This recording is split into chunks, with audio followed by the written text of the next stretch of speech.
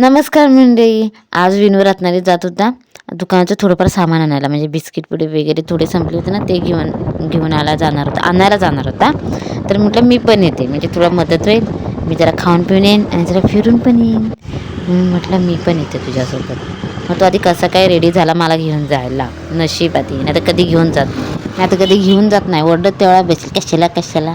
हे रत्नागिरीचं मारुती मंदिर आहे, जिथे छत्रपती शिवाजी महाराजांचा पुतळा आहे. आणि आमचं हे मारुती मंदिर आहे. मारुती मंदिर म्हणजे हनुमानचं मंदिर आहे. रत्नागिरीत ना धुळीचं प्रमाण खूप वाढलं आहे. काय माहिती, सगळीकडे धूळ प्रदूषण एवढं वाढलं आहे ना, भरपूरच. आणि आम्ही जेव्हा कधी रत्नागिरीत येतो ना, पहिला आधी हॉटेलमध्ये जातो.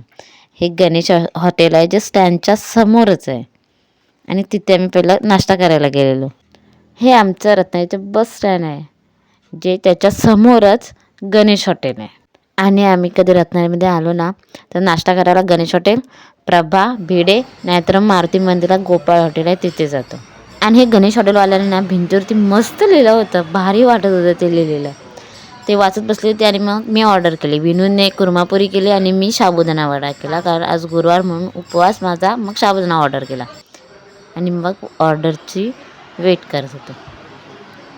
मग लगेचच ऑर्डर आली आणि विनू कुर्मापुरी खाल्ली आणि मी साबुदाणा वडा. आणि कुर्मापुरीची पण टेस्ट खूप भारी असते, कारण मी खाल्ले. आणि साबुदाणा वडा पण खूप टेस्टी होता. मग आम्ही ते बिल पे केलं आणि निघालो. आणि समोरच आरती सुरू होती, कारण रिक्षा स्टँड आहे तिथे आणि तिथे साईबाबांचं मंदिर आहे. आणि तसंच तर आज गुरुवार म्हणून साईबाबांची आरती सुरू होती आणि दर गुरुवारी असते. पुढे मग आम्ही आमचं सामान घ्यायला आलो दुकानाचं. आम्ही नेहमी यश ट्रेडर्स करत येतो.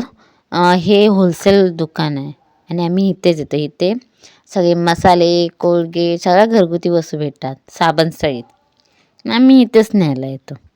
आणि हे बाजारपेठेमध्ये आहे. मग आम्ही सगळी बिस्किट पुडे, चॉकलेट्स, बर्फी, साबण जेवढं पाहिजे होतं थोडं थोडं ते घेतलेलं. आणि मग बालाजीवाल्याकडे गेलो. आणि बालाजीवाल्याचं शॉप पण बाजारपेठेमध्येच आहे, त्यामुळे जास्त नाचावं लागत नाही. मग आम्ही वेफर्सची आणि कुरकुऱ्याची एक पट्टी घेतलेली. नंतर मग आम्ही भाजी वगैरे घेऊन निघालो. मग आजचा छोटासा ब्लॉग इथेच संपवते. भेटूया पुन्हा, बाय.